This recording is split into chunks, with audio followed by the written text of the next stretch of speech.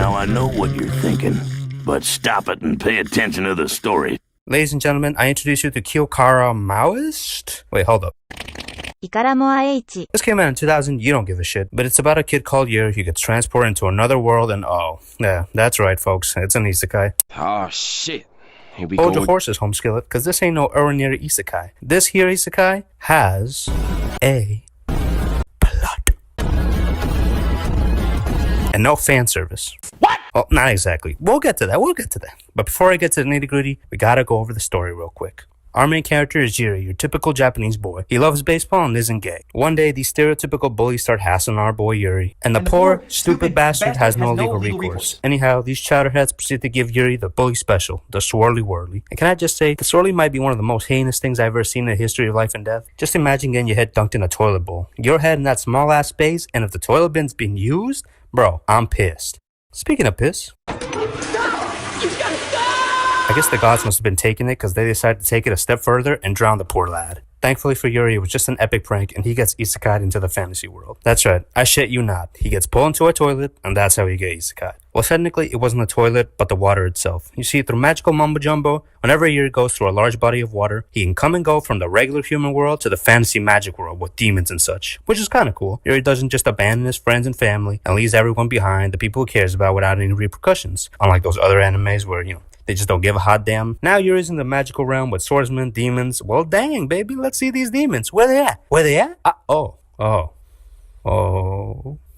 Okay, so the difference between this world's demons and humans is that humans, they can't use magic, but the demons can. Alright, whatever, But hold up. Yuri was able to travel from the realms, and so even though he's just a bum-ass human, he can use magic? What's that about? Does that mean Yuri is connected to the demons somehow? Can he use magic? I don't care. Skipping ahead here, Yuri is now in the magic realm and meets the rest of the side characters. He's also crowned the new Demon King. Something stupid like that. Yeah, through the power of the plot, Yuri is now the new Demon King, and alongside him are his personal advisors. You got Conrad, Maximilian Pegasus, Green Jackie, and Wolfram. To celebrate the new Demon King, they decide to have a scrumdiddlyumptious meal. Okay, so we're pretty far into the video, and by now you're probably thinking to yourself, where's the gay? I was promised gay. Show me the gay. First off, calm down. Take it easy. And secondly, ask and you shall perceive the bullshit unfold, because you're about to see it. During this scene, things start getting heated. Check this shit out. See, now everyone's all pickledy to have King Boy Yuri over here take over as the new king. That includes Yuri. In fact, Wolfram over here, he ain't having it. He goes off on Yuri about he's just a bum-ass human and he's not fit to lead. What rudeness. Which is crazy, bro, to call him a bum-ass human. Who would say that to someone? That shit is just so disrespectful.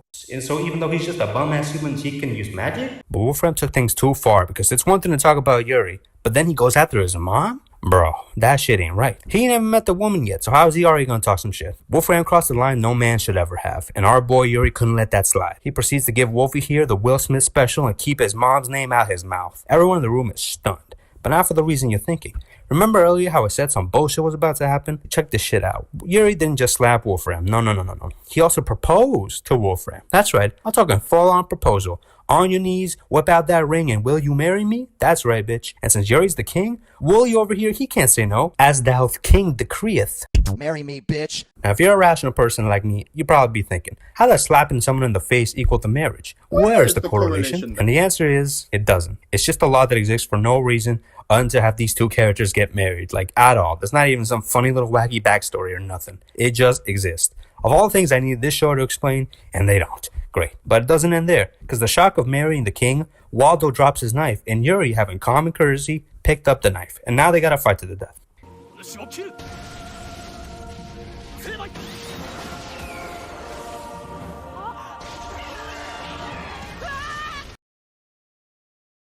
You see, in this world, the law states, if you drop a knife and the other person picks it up, then you are accepting a duel and must fight. First off, who just goes around carrying random ass knives to pick up and drop? Second, you have white gloves. That's the universal sign of duel me. Just use those. Thirdly, who would enforce these laws on someone who doesn't even know them? This isn't a trip to another country where you can just read up on laws and traditions. It's a whole different ass dimension. And fuck your rules and fuck your king who... Wait a second. Okay, let's recap real quick. Wolfram talks shit about Yuri. Yuri slaps Wolfram. Now they are married. Wolfram is upset, drops his knife. Yuri picks up knife. Now they have to fight and they're still married.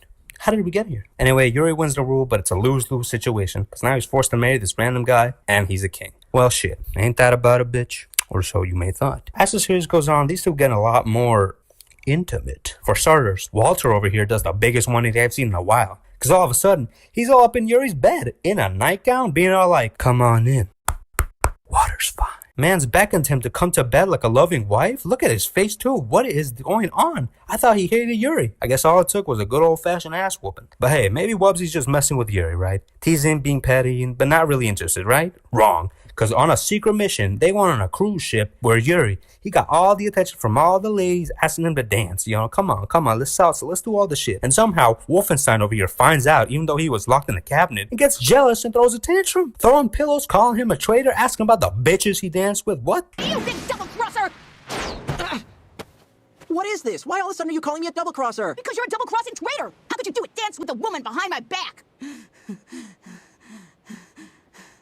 Oh my goodness. Now listen, you think you're cute, and maybe you actually are, but being cute doesn't make it okay for you to be unfaithful. And he's like that through the entirety of the series. Anytime someone tries to get close to Yuri, he's the first to try to put that shit down. He's like, that's my man. And it doesn't stop. These two get more and more development in their relationship. They have episodes where it's just the two of them having romantic developments. They find a bunch of eggs and watch them hatch into a beautiful bear. Boy, what the fuck is that thing? They share a fire in this cold-ass cave, getting real sweaty, sharing all their feelings. They have a child. Wolfram even gets to meet Yuri's pet.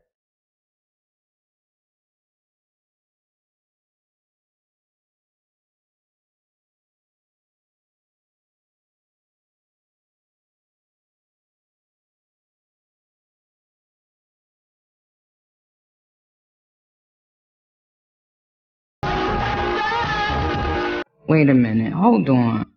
Okay, let me explain. They adopt a child, alright? Alright, let's take it easy. Here we go. Basically, this little orphan girl was wrapped in a conspiracy, and Yuri had to go out and take care of some shit. Along the way, she claimed to be his daughter, then she tried to kill him. But he adopts her anyway. And Wahlberg's all for it. They even share the same bed in this matching color coordinated PJs? What the hell's going on? This fucking family ass matters ass scenario, and they're just sleeping all snuggly wuggly? Bro, sweet wholesome loss, and what the hell is going on? But so what, right? I mean, who gives a shit? Why am I making such a big deal of it? Why am I here complaining, ranting, being a little bitch? It's 2023. Come on, Quay. Let's get over it. Oh, how easy we forget. Do you remember the two main qualities I listed about Yuri? Our main character is Yuri, a typical Japanese boy. He loves baseball and isn't gay. That's right, folks. Yuri isn't gay.